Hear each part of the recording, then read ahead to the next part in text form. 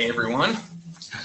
So we actually originally prepared this curriculum for some training for Powell County EMS, where I serve as the training officer, and for BERT, who provides a multi-jurisdictional, multi-agency response to some of these kinds of incidents. So obviously this is a picture of a multi-car pileup on a highway, and I think MCIs can take all kinds of different forms. When we start talking about definitions, it's really any incident that overwhelms available resources, as simple as that. When we go through these things and talk about that, we're not always going to necessarily have to apply like an extremely stripped down utilitarian version of triage for a 3-car accident with 5 patients that your single ambulance is responding to. That may be clearly a lot easier to handle than something like this. But as we go through this presentation, I think just kind of get in that mindset that it doesn't have to be something that's massive. It can be just one more patient than you and your partner on your first arriving ambulance are really capable of handling, and now we kind of have to get into MCI mode. And that's really key to understand about MCIs. There's no single universal threshold. In Powell County, we're a very low resource community and low resource system. Many times we actually only have one ambulance available at any given time, right? We might have 2 or 3 on duty to just let the county for a transfer. We're now in the mode of trying to figure out, okay, how do we need to kick in our mutual aid coverage plans? Do we need to call in crew? We start working our contingency plans for that. And if the tones drop, and again, it's a 3-car fender bender, one hour earlier, that might have been something that is easily handled by our system, but now an hour later, we kind of have an MCI in our hands because we could have, anywhere from 3 to 10 patients, out of those 3 cars. Maybe a couple of them have some minor injuries like back and neck pain. Maybe one has something a little bit more serious like a broken arm. And then maybe we have a bunch of refusals to process. But that is fundamentally an MCI, and we have to apply the principles of triage that we'll talk about here. So for the most part, we use the Kentucky statewide protocols in Powell County, and they actually have a definition of an MCI tucked away in them, and this is how they define that. And what's cool about this protocol is it also comes with some recommended initial resource assignments. So if you're an agency that is trying to develop an MCI response plan and trying to figure out kind of your reference points for what kinds of incidents need to activate what kinds of resources, these can be a good place to start. This isn't an ironclad definition. So, again, for Powell County, something with 8 patients could really kind of represent more like a level 2 or 3 for us, because we really just kind of don't have a lot down there. But in a community like Lexington, something with 8 or 10 patients might not really even be a real big blip on the radar. Might not even warrant, even considering it kind of like an MCI as far as operational response purposes. The goal of triage here is really, really simple. We need to assess every patient and move them to definitive care in a timely and efficient way. And it's really kind of a constant process until the incident is really completely over and the last patient has been moved to care. So there's primary and secondary and sometimes even a tertiary triage process as you're sort of continually getting information from the patients about their status as the incident evolves. A big question I think comes up is standard of care. Some people get real freaked out about the concept of not doing everything that you would normally do for a patient if that was the only patient you were dealing with. But the standard of care is not really like a fixed concept. It's defined by a lot of different sources of information. There's some evaluation of a judge or a jury. If it was a case that went to court, they're going to call expert witnesses. They're going to look at how similarly trained people in a similar circumstance would conduct themselves. They're going to look at any extenuating circumstances on that particular scene. They're going to look to subject matter experts that teach curriculums, and there are differences between subject matter experts on how to handle these things. So this idea that you have to do the same thing for every single patient in every single circumstance every single time is not totally correct. It is really kind of situational. So there's some good legal precedent for this in Kentucky. There was kind of a definitive court case back in the 70s, you can see cited here, where the Kentucky Court of Appeals really established that it really shouldn't be a determination of the legal system what the standard of care is. It should be a determination by the medical profession. They should, we should turn to the experts to help guide us on what the standard of care is in any given particular situation. So when it comes to MCIs, the idea of standard of care itself doesn't change. We still are trying to meet a standard of care, but the circumstances have changed. We don't just have one patient in the back of our ambulance who we can kind of devote our full resources to. We have lots of patients in a really chaotic circumstance. And really the standard of care for this is that we just need to make contact with patients, assess them, treat them appropriately. And that's kind of the key term here is appropriately. And that is situational. It's what's appropriate for the circumstance that you're in. And when you have a bunch of kind of bodies lying all over the road, or you're pulling people out of that giant pileup that we saw earlier, I mean that's obviously a much different situation than what we typically deal with. So the way that we handle that has to change a little bit. So you got to switch gears. And I think the tendency on most EMS providers is you come up on a patient, they're in really bad shape, they're tore up from the floor up, and we're going to get aggressive. We want to do this whole head-to-toe assessment and fix every problem that we find, get them loaded up and get them off the scene. That's kind of our normal mode of operating. But you got to get out of that mindset when you come up on a big incident. When you have multiple patients, you can't just stop at that first really bad patient and start rolling up your sleeves and getting in there. We're going to do some simple treatments in a triage situation. We're going to basically do ABC style treatments. We'll control bleeding right there on the spot. We'll try to open the airway. And then we really kind of have to move on. We've addressed those vital life threats in that moment. And now we need to figure out if there's another critical patient and a third critical patient and a fourth critical patient. Or the next patient we come to might be minor. And we're thinking that we should go back to the first critical one. We have to keep moving through the scene in a systematic way until we have accounted for all patients. And we can do those kind of initial basic treatments, but we can't get hung up on really getting down and dirty with any individual patient until all the patients are accounted for. So there's a lot of different systems for doing this. The START triage system is probably the most popular and prevalent one. So START and JumpSTART. JumpSTART is for kids. Basically up until about 8 years of age. But there's others out there, and there's some relative pros and cons to each of these systems. There's some mixed evidence on the effectiveness of these different systems. I mean, for the most part, they're kind of all equivalent. They all have some pros and cons. And unfortunately, there isn't like a tremendous amount of validity testing information out there for any of them. But START and JumpSTART are the most common, and that's what's also specified in Kentucky's statewide protocols. So even if your agency isn't using those template protocols, I think most agencies have kind of derived their protocols over the years from them. It's kind of a reference point.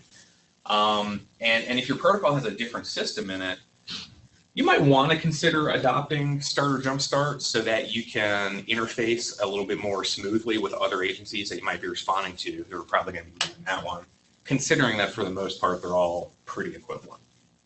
They're all subject to over-triage and under-triage.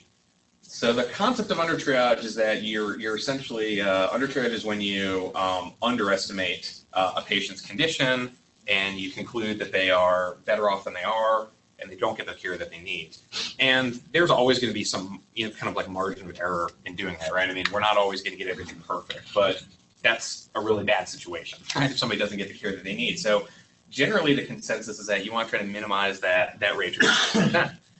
And then there's over-triage, where you are assuming patients are worse than they are and getting care that they really don't need. And we see this all the time in EMS and in healthcare, right? I mean, we fly patients who don't need to be flown, and patients get a lot of tests that they don't really need, and on and on and on. And that represents its own kind of problem as well, because it's a tremendously inefficient use of resources, and it can be dangerous when it comes to using, resources that have that danger factor, like helicopters or technical rescue operations that might not be necessary or something like that. But I think it's definitely better to err on the side of caution, generally speaking. So most people are comfortable with an over-triage rate of roughly 50% or so. And that becomes really important when we talk about how to actually use these MCI kind of resources efficiently. All right, so if you're deploying Start Triage, it's really, really simple, and it basically just depends on these three factors. We don't really need to assess individual injuries. We don't need to listen to lung sounds. We don't need to do neurological exams in any particular detail. We're going for the presence or absence, so kind of the quality overall, I guess, of these three things. And it's just as simple. Respirations, are they breathing and how fast? Perfusion, what's their capillary refill time? What's their pulse feel like? And then their mental status, and that's just about simple commands. We're not getting into detail here, at least initially, when we go through seeing and start to triage patients. So not a whole lot of data on this stuff, but there are a couple of big case studies recently that are helpful to tell us that these things work. Huge exercise from FDNY, an accuracy rate of roughly 78%. So in other words, the things that they triaged about the way that they coded the patients in triage matched up pretty nicely to what their real status ended up being once they got a more thorough exam.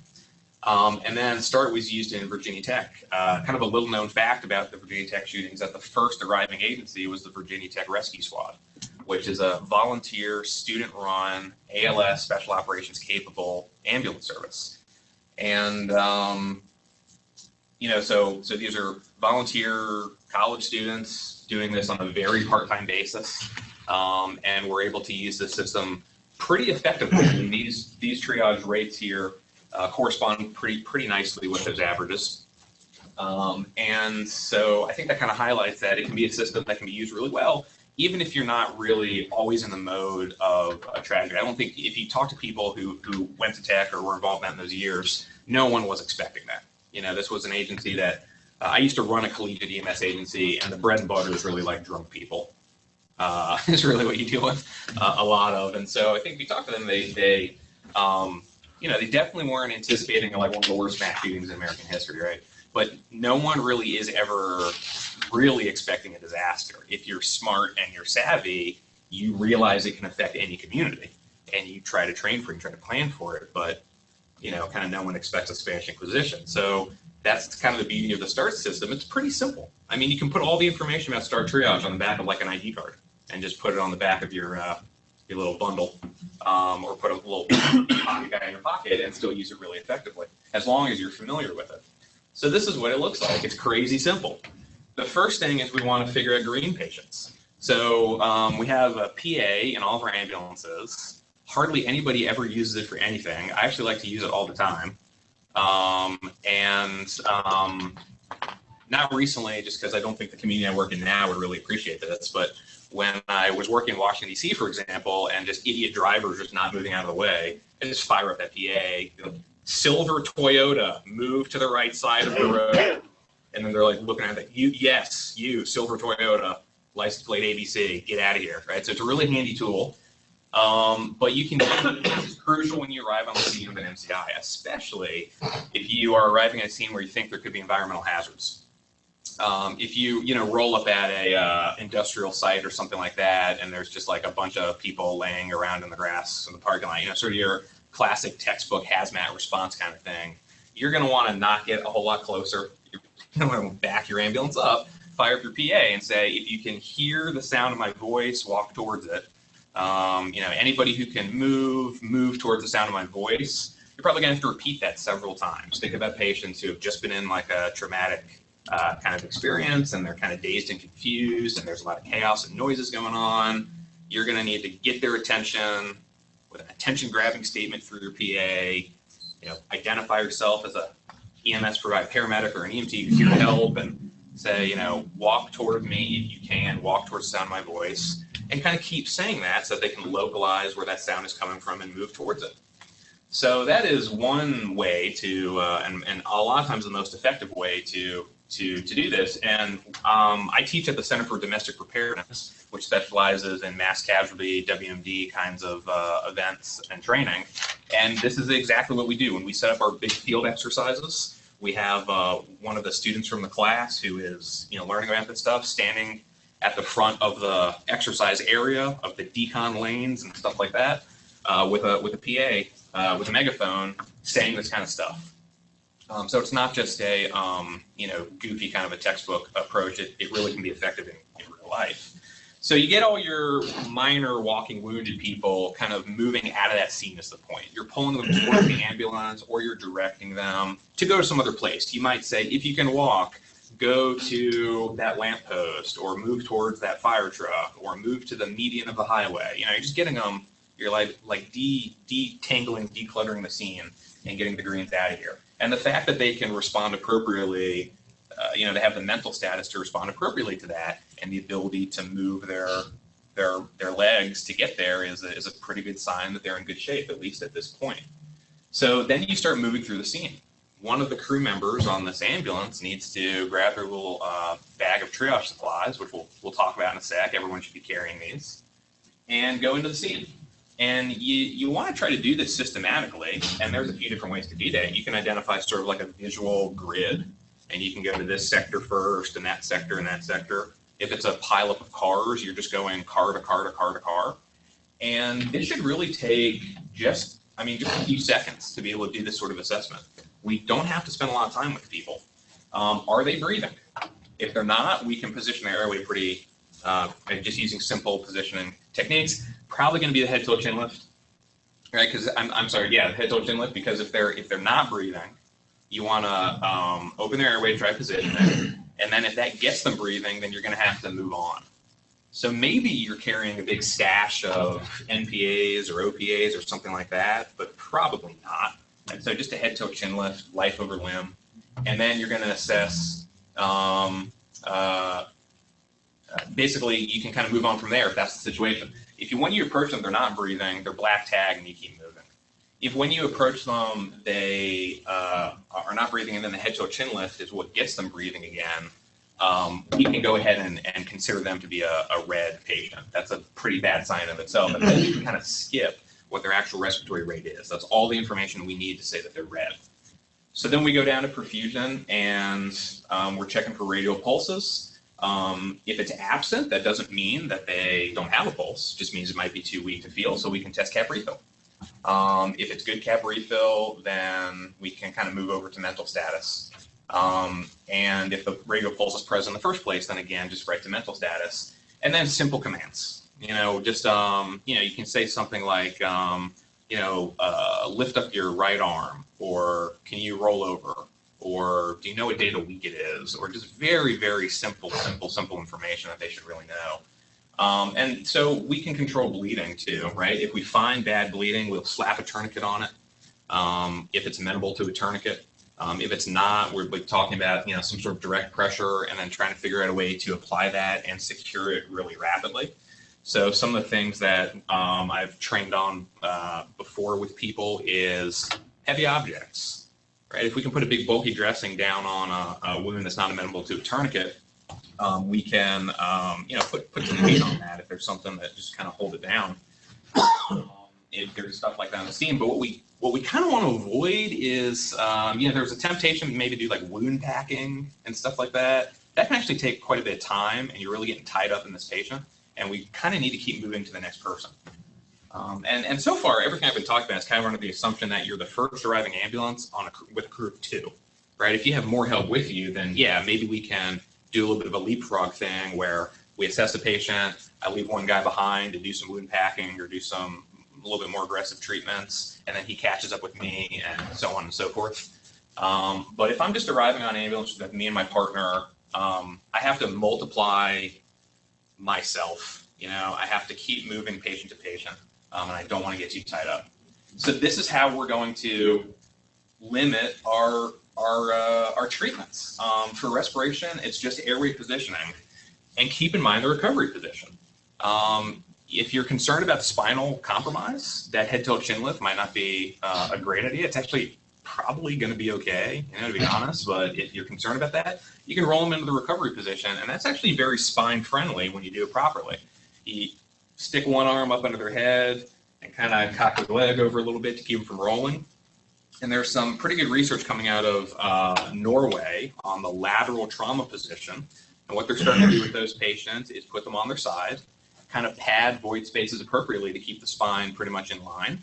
And it works, right? So we don't have to have our patients actually flat on their back and supine to be able to provide good spine-friendly care. So the recovery position is a way that we can, protect the airway, protect their spine, and keep moving. TQs and rapid pressure dressings, that's it for bleeding control, and then for mental status, obviously, there's really anything to do. JumpStart is pretty much the same. This is for kids, except there's one big difference. We're going to do basically one kind of airway treatment, and that is that we can try to give up to 5 rescue breaths if they're not breathing appropriately. And that, reflects the things we know physiologically about the mechanisms of, respiratory and cardiac physiology in kids, that they're a lot more susceptible to airway compromise, and just may need a little bit of, oxygenation and a little bit of breathing to get them back on the right track. But that's it. We're not intubating these people or putting blind insertion airways in or pulling out the bag valve masks. I mean, those are all things that you have to stay and play with. And we got to go to the next patient and figure out if they are worse off than the one that we are dealing with now that we think is bad. The START algorithm here is it's a little bit more complicated visually, but it's really fundamentally the same flow as the adult START triage. And this is really basic knowledge, right? This is just first aid stuff. This is literally what people learn in a community CPR class. Airway positioning, basic bleeding control, that kind of stuff. So this can be used by anybody. I think another big misconception is that you have to be an EMS provider to be involved in a triage operation, but not the case at all. This can be something that police officers, firefighters, good Samaritans can do. If somebody shows up and says, hey, I want to help, and you can use that help, give them a START triage card and just tell them to follow it. That is viable. And when we do our training courses down at the Center for Domestic Preparedness, it's everybody in the world. There's hospital janitors and security officers and parking staff, and our courses down there are geared at trying to prepare the entire response community for these sorts of things. So we're training, public health nurses who haven't done any sort of trauma control since their nursing school days. It's really, really simple stuff to use. So don't let this be a barrier to developing a good MCI plan in your community. You can really engage a lot of different people who might respond, highway department responders, all kinds of people. All right, so we have this concept of under triage and over triage. And, the thing is that it's acceptable to have this over triage rate of 50%, right? But that's kind of illogical in the context of an MCI where resources are limited. You don't want to be using more resources than you have to because you don't have enough in the first place, and that's why we're using this system. If you have abundant resources, you don't need to be using this real simple triage system that's kind of down and dirty. You can be treating all these patients in a really kind of specific, individualized manner. So the way that you kind of reconcile these two ideas is by using primary and secondary triage. So triage actually occurs in waves. The first wave is basically when your first arriving ambulance gets on scene. One of the crew members needs to become the incident commander. And the general rule of thumb there is it's whoever is the most qualified and experienced in that kind of a role. But a lot of people aren't experienced or qualified in that kind of a role. The good news is that being an incident commander at this point is pretty simple. You're just trying to coordinate kind of the next follow-on wave of resources. You're just trying to let other people know that you have an MCI and you need more help. All right, so one person becomes the incident commander, and they really kind of stay at the ambulance. That ambulance becomes the command post, and that's where that incident commander is going to be communicating with the outside world and doing some of the activities that are involved in the next wave of responders coming, and we'll get into that in a sec too. So the second responder is going to basically head into the incident. And, when you pull up, you can do that whole walking wounded, walk to me kind of a technique. And then we need to head into the incident and start triaging, assuming that it's, safe and kind of appropriate to do so. And we're going to be using these colors, and what the colors really mean is about the urgency of transport.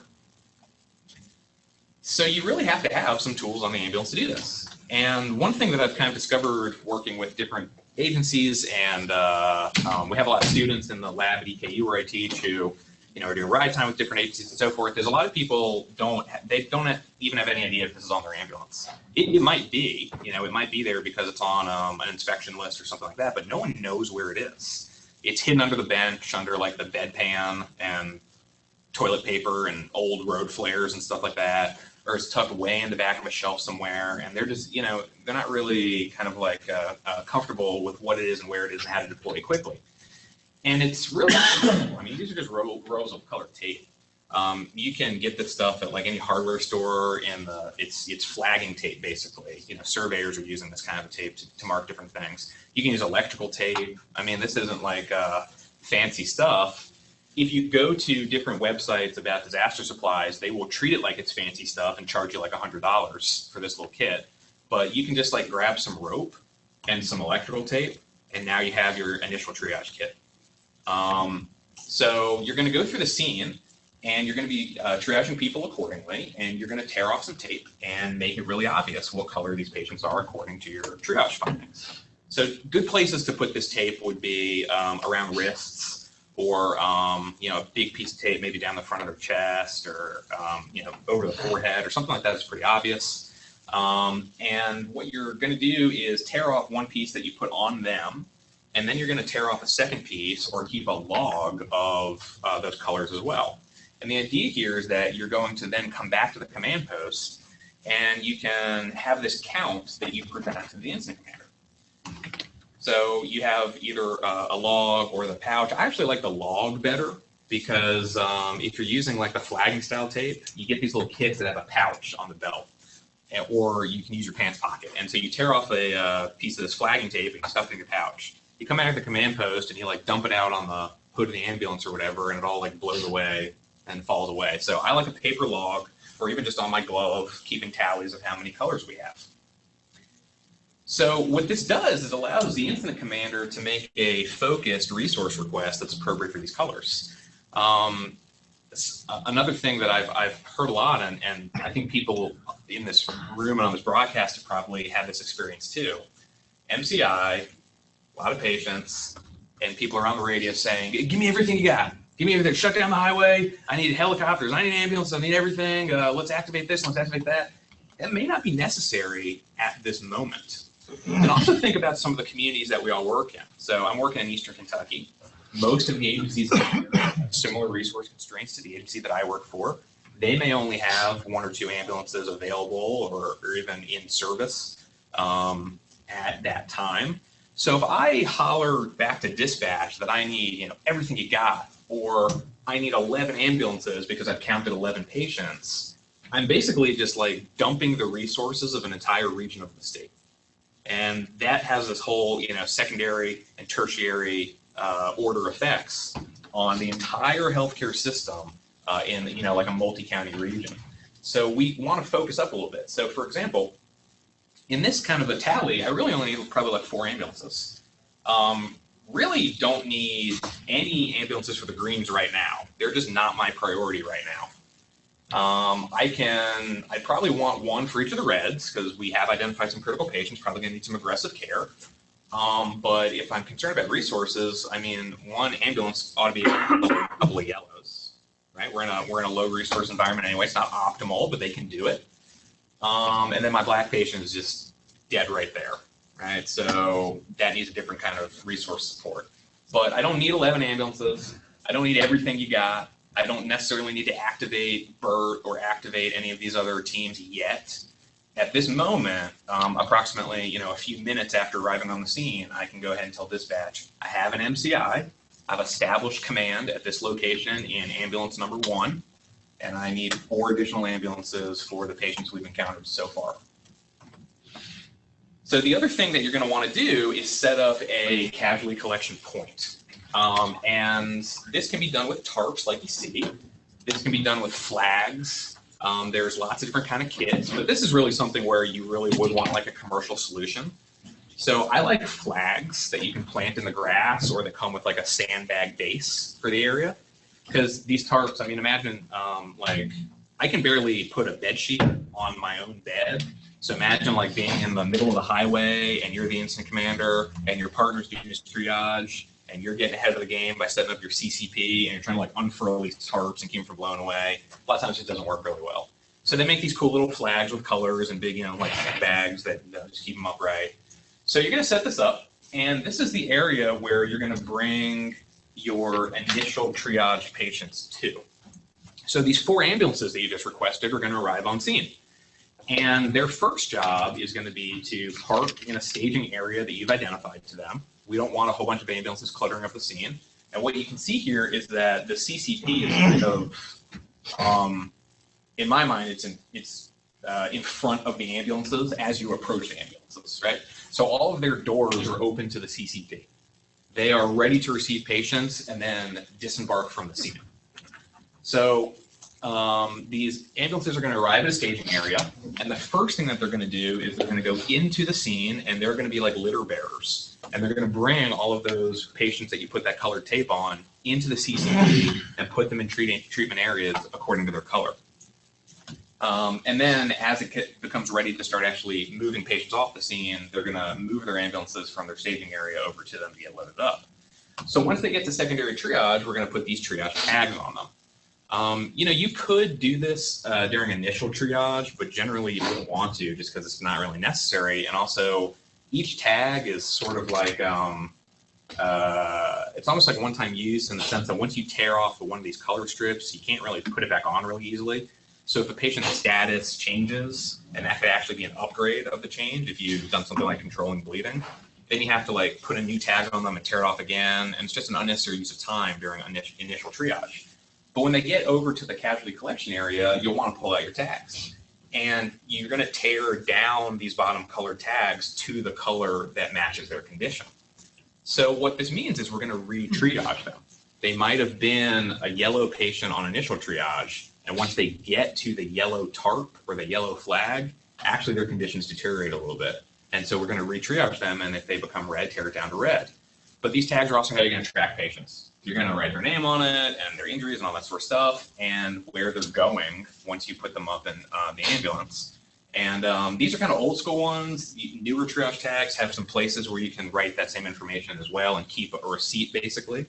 Or if you're using some technology, they have barcodes. So different regional systems might be using little barcode scanners or something like that. Or when they get to the hospital might have barcodes that allow them to track patients. And K-Beams actually has a patient tracking system that they've been working with the Kentucky Department for Public Health to get operational. And if you want more information about how to participate in that, then see your, I guess call K-Beams or your ambulance liaison or something like that. All right, so we're going to do secondary triage. And to kind of wrap this up, just the last couple of slides here. This is why I'm an ICS evangelist. You got to understand ICS at least a basic level to be able to respond to triage well. And this is probably the biggest flaw that I see. A lot of people, they're familiar with START. They learned about it in their initial EMT or paramedic class, and it's a pretty simple concept, so they've kind of retained it. They're like, yeah, yellow, greens, reds are serious, that kind of stuff. But ICS seems like it's a real turnoff to people, or like it's real mysterious, and it doesn't have to be. We really need to be as familiar with incident command, at least at the basic level, as we are with anything else. We got to be as familiar with ICS as we are in CPR or assessing patients or interpreting vital signs, because it's going to make all the difference in so many different things, routine and non-routine operations, but particularly with triage. So the first arriving crew is going to split up. One person is going to triage. One person is going to become the incident commander. So what does that really mean? Well, the thing about being an incident commander is you are now responsible for coordinating the scene. And anything that you don't delegate, you're responsible for yourself.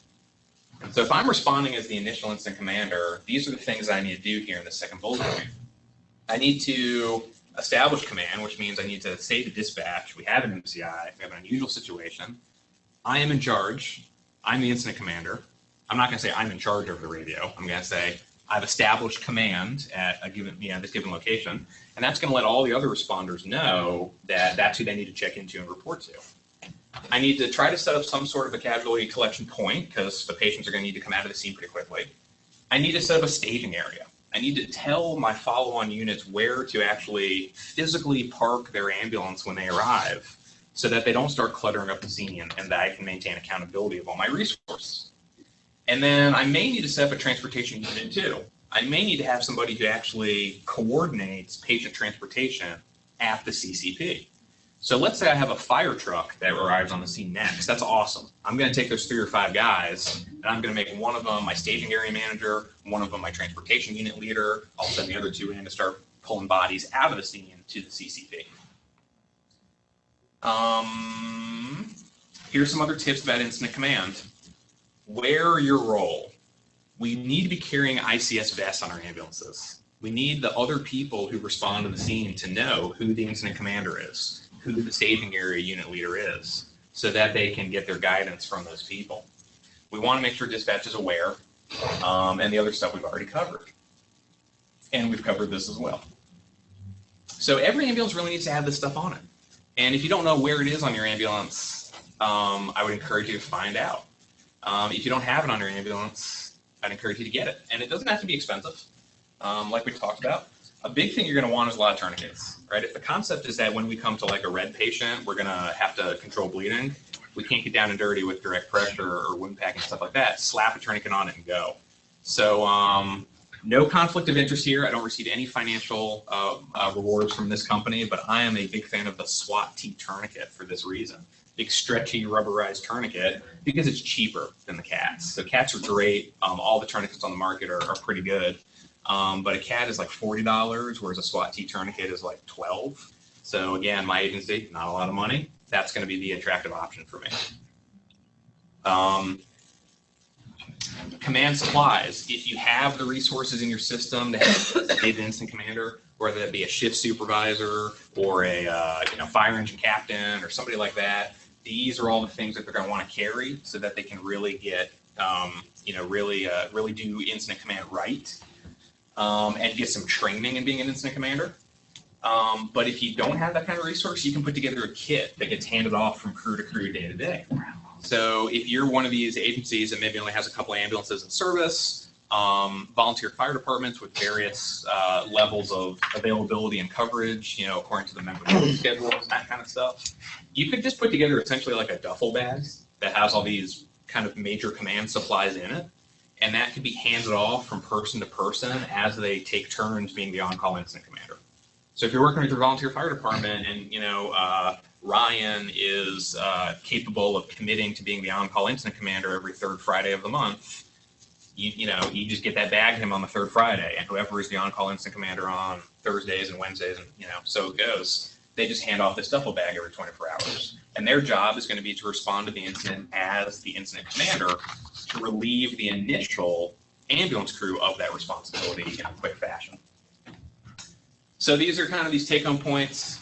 It can occur in any community. It will happen in your community if it hasn't already. It might only be a bad car accident on the highway at some point in your career, and fair enough. But, school shootings and massive highway accidents and planes falling out of the sky and all kinds of terrible stuff happens all over the country every day, a lot of which you are just not familiar with because it doesn't rise to the level of national or even regional prominence, and you're not watching the news in every single community. But if you search for some of these terms, it's every day, it's all the time, all over America, MCIs are happening. Rural, urban, suburban, well-funded systems, poor systems, doesn't matter, it's going to hit you. So you need to be prepared. MCIs don't have to be chaotic, but they will be if you're not using an organized triage system and if you're not using incident command. So you really need to know it. And the last thing is hope is not a plan. Big misunderstanding on the part of humanity. Luck is not actually a plan. A plan is a concerted thought process applied to a situation. So if you're thinking, okay, no big deal if this school bus slides off the side of the road in my community. I don't know why you would be thinking that, but apparently a lot of people do because they don't know where their MCI supplies are. But if that is the sort of thing that you're thinking, I'll handle it. I'm a responder. I'm a tactical dude. I do this every day. I'm used to the lights and sirens. I know how to treat patients. That's the business I'm in. You're probably wrong. because it becomes a very intensely stressful, acute kind of a situation in that mode. It's not just like you're going to multiply the same thing you do every day by the number of patients that are on the scene. You got to switch gears, and you have to have some tools to be able to address this. So that's it. That is MCI Triage. I want to leave you with a couple of resources where you can get some really good training for free. So I teach for the Center for Domestic Preparedness. That's a Department of Homeland Security operation down in Anniston, Alabama. And we will pay for 100% of your costs from the time you leave your house in the morning to travel down to Anniston, get free training. It's built around CBRNE WMD stuff. That's kind of the whole reason for that particular center, but it's applicable to any mass casualty or triage or incident command kind of situation. 100% free. Travel's free, mileage is free. We'll fly you down there. We'll pick you up in a shuttle van from Atlanta's airport. Lodging is free, food is free, everything's free. There are some other centers that the federal government runs that are also free, but you have to basically kind of like pay up front and then they reimburse you. But CDP is free from the moment you sign up for the course. So I recommend that. And then Kentucky Emergency Management offers free ICS training, Kentucky Department for Public Health, free ICS training, and MCI training. So take advantage of that stuff. You don't have to spend a dime to learn how to do this stuff. That's it. Yeah.